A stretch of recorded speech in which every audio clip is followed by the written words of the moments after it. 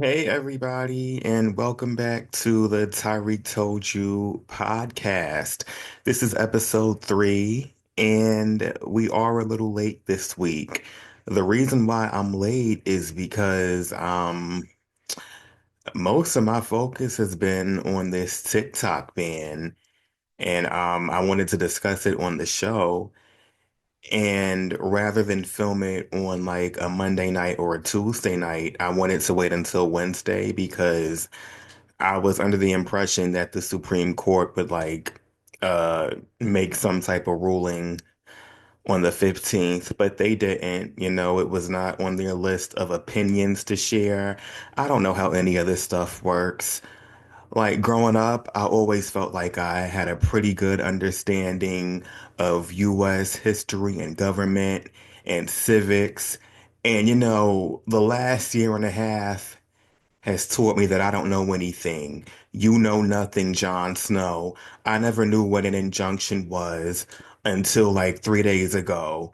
Injunction, junction, what's your function and how can we get one? Because it is now January 16th. TikTok is going dark on January 19th, and I'm trying to play it cool, but I'm not cool. I'm not okay. This is devastating. Like they got to do something, okay? Like it's a lot. I'm like jumping the gun, getting ahead of myself. But yeah, I basically just wanted to, have the most up-to-date news when I came on the podcast to talk about it. But this is still an ongoing story. We're not done yet. We're not there yet. It's not over until the fat lady sings, and the fat lady is not scheduled to sing until January 19th. So hey, let's see what happens. Anyway, aside from that, this was like an interesting week for me. I was sent a movie screener for The Last Showgirl starring Pamela Anderson. You know, I got to watch it early, give a little review, and the people liked me enough that they sent me another movie to watch. So hey, I'm gonna be doing movie reviews and stuff. So yay, hooray for me. What else? I was also featured in Dazed magazine. Let me pull that up real quick. Let's review that.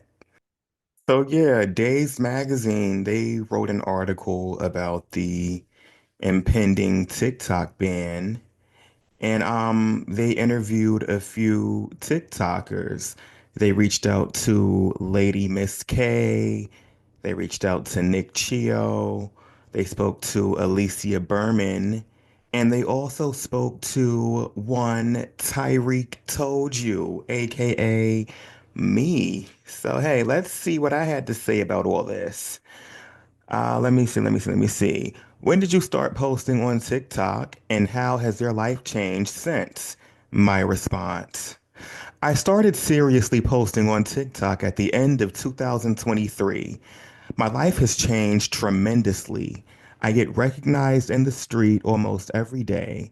I've had brands reach out to me. I get a lot of PR packages in the mail, and I'm getting invited to events. My life today is nothing like it was a year ago and is still changing every day. It makes me very optimistic for 2025 despite the looming ban. And now we're in 2025 and that ban is still looming. Am I still optimistic? Yeah. Yeah, because I have the podcast and the scapegoats, and y'all already know if shit goes the wrong way, we're just going to blame the scapegoat. So if you're a scapegoat, shout out to you. You a real one. You're a real one, so I don't have to be. That's how this relationship works. What was your first reaction to the potential ban? How do you feel now? My response. I was angered at the news of the TikTok ban, not only because the app was and is changing my life in real time, but more so at how quickly it passed through the House and the Senate. For years, we have watched our government struggle to get anything passed that would make the lives of Americans better, but somehow a TikTok ban just skated through like it was nothing. I was shocked, confused, and annoyed. How would not having access to TikTok impact you financially? My response. TikTok is currently my primary social media platform, and I love the community that I have fostered there. A TikTok ban would take that all away. I make money on TikTok primarily through the Creator Rewards program. I work full time, so while I don't depend on TikTok, it currently makes up about a third of my income. The app has also provided me with a stream of income that I did not plan on getting. You would be surprised at how much money people make on TikTok. I'm definitely going to miss the extra cash. So, yeah, I said this before. I don't recommend quitting your job to do TikTok. Like, unless like you really got a plan and it makes sense and you got stuff saved up and you just really going there. So, yeah, thank God I'm still working because you just never know. What are your plans for if the band goes ahead and where can people follow you? My response. My plan is to simply take my content to other platforms. My Instagram and YouTube is Tyreek Told You. Go follow, go subscribe, like, comment, share. I have been actively posting on Instagram, and my following has grown just as quickly as my following on TikTok. I am also committing to starting my podcast, so if anything, TikTok will have just been the starting point in this new social media adventure of mine. And lo and behold, you're listening to the podcast right now, so I spoke it into existence. I manifested it through Dazed, and now I'm dazed and confused at what's going on with this TikTok ban. But yeah, that was oh wait, there was one more question. What would you miss most about the app? My response. I think the biggest thing I'll miss is the app itself. No other platform curates and distributes information the way TikTok does. TikTok is a super app that is, in my opinion, light years ahead of its competitors. It will be very difficult to adjust back to a life without TikTok. So yeah, that was me in Days Magazine. I'll put the link in like the show notes so you can go read it and go read like the other people's responses too. It was like a lot of good stuff in there. But yeah, y'all, I can't really comprehend life without TikTok. Like I really, really need it. It's like crack. That's probably why they banning it. We're not allowed to have crack in this country. That's a lie. This TikTok ban is like really stressing me out though. The good news is like the stress is helping me keep off or like the winter weight or that holiday weight. Like, I'm still slim and snatched around the waist because of this TikTok stress. So if it does end up getting saved, I'm gaining 30 pounds from relaxation and emotional eating. It's going to be happy fat though. So right now I'm stress slim, but if we save TikTok, I may be pleasantly plump for the spring and the summer. Thick tie. I don't know. But this is so crazy. Like, just let us have our app. And they talking about it's the data, it's the data, it's the data. Since when do y'all care about our data? All right, our data has been brought and sold all over the world, Miss Thing. My data is on the damn whole stroll, just getting sold for 25 cents a pop. American corporations already ran a train on my data. My data is gaping wide open. By the time China got to my data, it didn't have any grip left. They don't want that. Like how you care about my data after you done already fucked it out. And China, not for nothing, if you're going to be running the train on people's data, make sure you not last in line on the train. You got to be like part of the first three. You all the way in the back. Like at this point, my data is exhausted. It's all dried out. It can't even pretend like, you just let's change the subject. I can't wait for the TikTok ban documentary to come out because there's so many moving parts, so many twists and turns, so many potential loopholes, up to the minute updates. Like it's just so much. We are currently in the Supreme Court. The judges heard both arguments. It sounds like nobody knows what's really going on. Uh, we requested an injunction, which let me go find out what an injunction is. I feel like an injunction is basically like just a pause on a law. Hold on. What is an injunction in law? I don't trust those little AI Google responses. I need something real. Hold on. We got something. We got something. This is from Britain time. Is this like British law? Is Britain? No, no, no. I need something. Hold on. They spell the words like American, so maybe it is. Okay, what is an injunction? In simple terms, an injunction is a civil court order that orders one or more parties to carry out or refrain from doing a specific act or multiple acts. An injunction is a protective measure to preserve or prevent the loss of an asset, protect someone against personal harm, prevent loss or damage to reputation, and safeguard business or personal interest. Yeah, give us that damn injunction. Okay. So, like, the Supreme Court can grant that, but, we don't know what they're going to do yet. We had two senators. Let me get their names. Hold on. TikTok ban senators. Okay. Yeah. Senator Markey. And there was another one, like Senator Khan or something like that. Senator Khan. Look, Senator Markey and another one, they tried to introduce a bill to put a 270-day pause on the ban. But then some little asshole, let me get this man's name. Hold on, I'm gonna get your name. Senator Tom Cotton of Arkansas blocked the potential pause. So, as of right now, the ban still stands. They are saying that one of Biden's senior advisors is trying to convince him to pause it. We don't know what's going to happen, but Senator Tom Cotton, you've made an enemy out of me. All right. And for anybody who voted yes on that TikTok ban, don't ever expect a vote from me ever again. You don't get to just play with me and still get my vote. Absolutely not. Not my goodies. Oh no, ma'am, bitch. This cookie jar is closed. Okay, so this is a new segment in our show called Tell It to Ty. Tell It to Ty. And this is basically a little segment where, you just tell me your business, and it can be like a question that you're asking. Maybe you want some advice.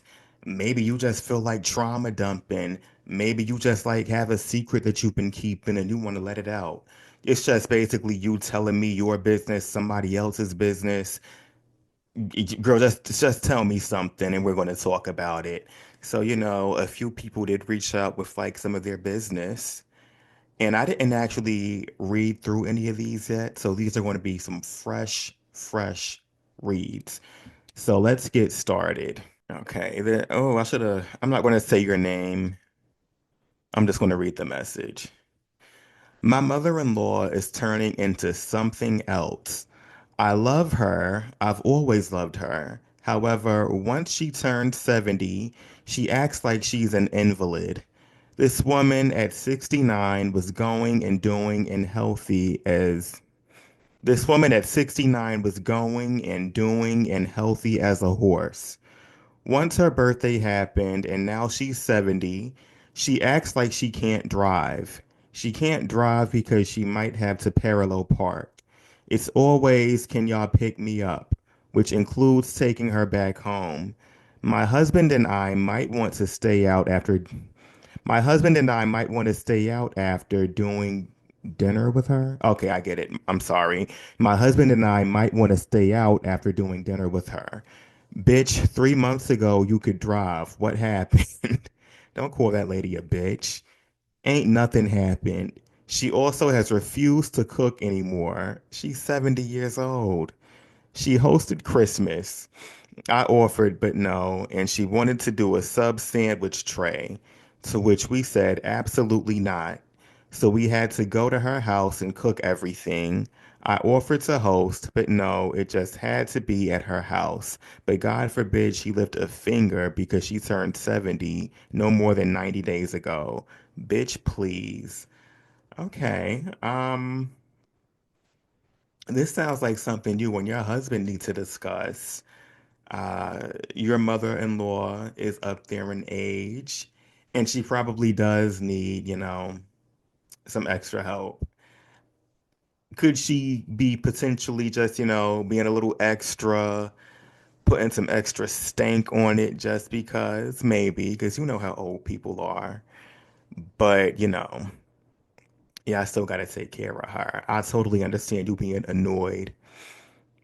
But, that's your mother-in-law. Does she have any other kids besides your husband? Because if she does, maybe like the siblings can, I don't know, rotate responsibility a little bit. Um, I don't know. I'm sure this sounds like something you can work around and work with. She's older. She probably just like wants a little company.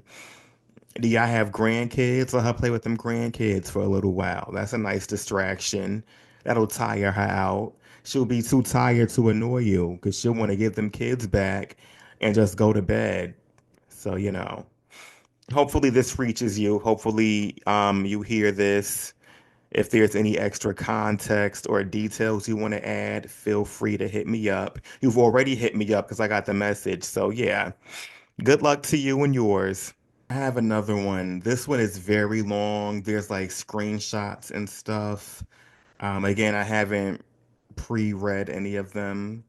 I see from the first sentence, it's about some in-laws again. So let's get started. Hi, I'm Danielle, and this story is about my horrible sister-in-law. In 2016, while early in my relationship with my now husband, my mother passed away unexpectedly. I'm sorry to hear that, Danielle. My husband's always been a mama's boy, so it was very hard for him, as well as his older brother and sister. They chose to cremate their mom and buried most of the ashes, keeping a small urn out so they could scatter the ashes together eventually. Years passed and they had not scattered the ashes. Katie, the sister, took their mom's ashes to her house without asking, which upset my husband, but he never said anything. By the way, I don't know if you wanted me to like use fake names. You put the real names in the message, so you know what? And I already said the real names. Do I want to start over? No, I don't want to start over because this is a long message. But ugh. I hope they don't hear this. Let's keep going. Fast forward to the day before Easter last year at dinner at their uncle's house. The deceased mother's brother, his wife, their three adult children, me and my husband, Katie and her awful children. Oh, goodness.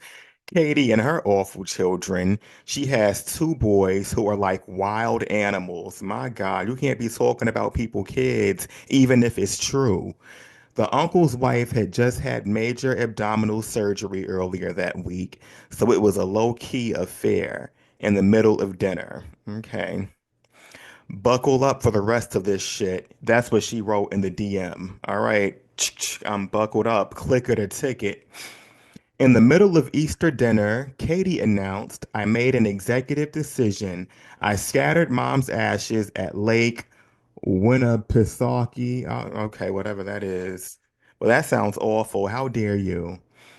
My husband Mark was like, what? And she was like, yeah, I scattered her ashes at Lake Winnipesaukee. I asked if their other brother knew, and she said no. I made a face and she was like, oh, what? To which I replied, not my circus, not my monkeys, and left the table. That room was dead silent because who does that? You do that, apparently. We eventually leave it. We eventually leave, and the following day, we were supposed to have dinner at their dad's house where his mother was staying. My husband came home and was really upset. Sunday, he spent the day on the couch trying to cry and said it was like losing his mom all over again. We canceled dinner with his dad and his sister, called to give him some context to why she did it, saying that seeing their mom's urn in their laundry room made her sad. She posted on Facebook the previous summer that it was okay, it was broken up into separate messages. Okay, a run-on sentence and two different messages. That's different. She posted on Facebook the previous summer that it was a special day on the lake. So she knew damn well she was scattering the ashes and never bothered to tell her. So she knew damn well she was scattering the ashes and never bothered to tell or ask either of her brothers if they wanted to be involved. She never apologized to my husband and still hasn't. I deleted her from Instagram and stopped participating in group chats with her. I'm pretty I'm petty and pissed. My husband spent the whole week after her executive decision depressed. On my birthday in October, she decided to text me happy birthday and tell me the vibes are off and to let her know if she did something to piss me off. I took 2 days to reply and was not kind. Then I blocked her. A few weeks later, she texted my husband saying she knows I blocked her but wanted to make sure they're okay. To which he said, yeah, basically, and never told me until Christmas Eve. I had to be in the same room with her and gave her short replies and made disapproving faces on Christmas. Okay, now we're getting into the screenshots that she sent over. Okay, this is Katie. Dear Danny, I know you have gone radio silent on the group chat and Instagram, but I literally stumbled on something in the Target parking lot today, which I think you will find as hilarious as I did. Prepare yourself.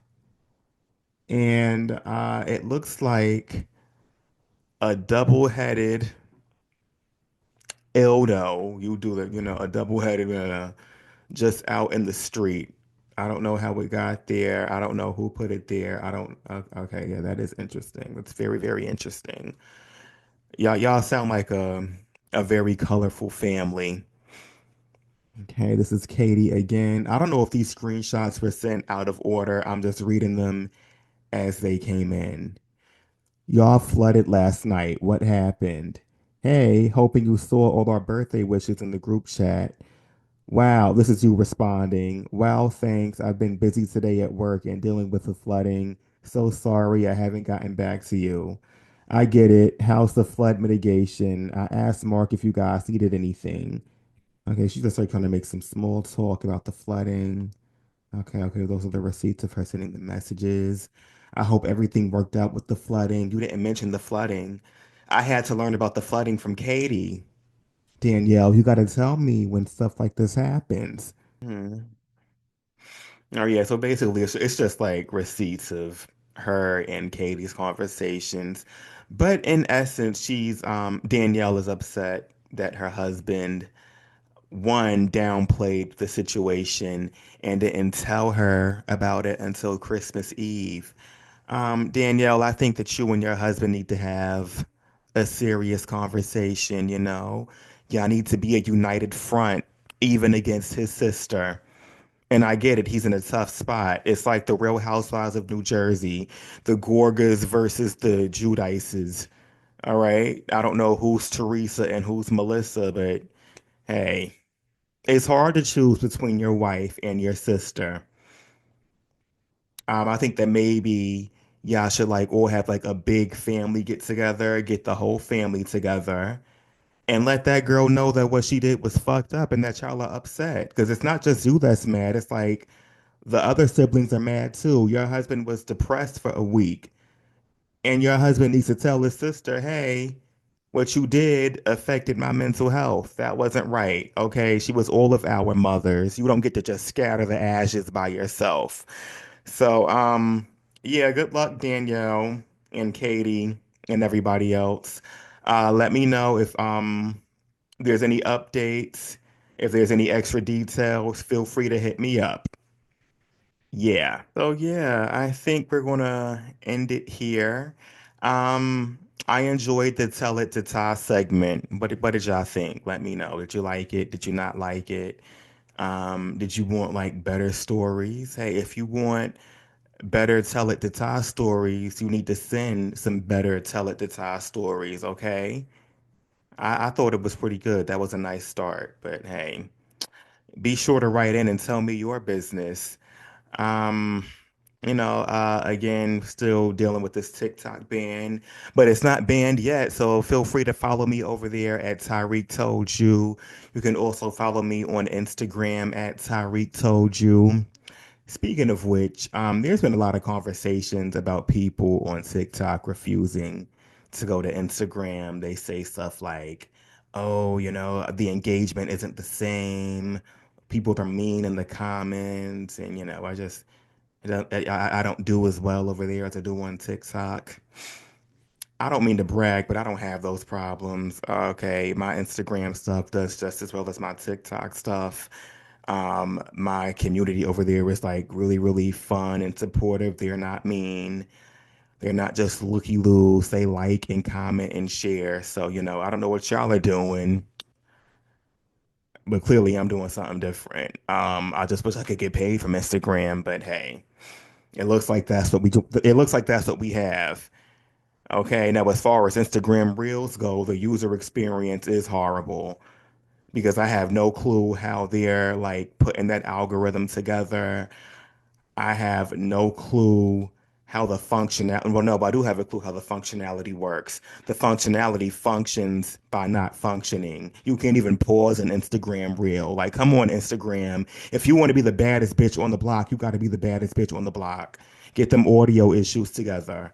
I'm trying to pause the video, it's just muting it. Like, no.